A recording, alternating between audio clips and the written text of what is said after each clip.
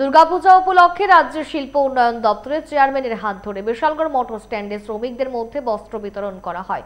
অনুষ্ঠানে উপস্থিত ছিলেন বিএমএস নেতা সজল দেব, সমাজসেবী পল্টু দেবনাথ, কাউন্সিলর নিখিল চক্রবর্তী সহ অন্যান্যরা।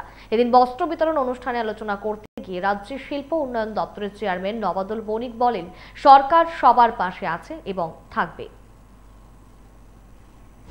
আমার বাবাও কিন্তু শ্রমিক ভাইদের সাথে অনেক কাজ করেছিল এবং আমার পরিবারের বাবা কাকা বিভিন্ন সময় বিগত দিনগুলোতে শ্রমিকদের স্বার্থে এবং শ্রমিকের স্বার্থে নিয়েছিলেই তাদের কাজ করা, এবং আপনারা যারা সিনিয়র যারা আছেন তারা সবাই জানবেন সেই বিষয়টা।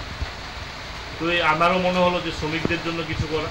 তো তখন জীবনদা এবং সজলদাকে বললাম যে কিছু আপনাদের মধ্যে যারা শ্রমিক যারা আছে তাদের একটা লিস্ট তৈরি করুন, তাদের মধ্যে কিছু দুর্গোৎসবে কিছু উপহার দিয়ে যাবে।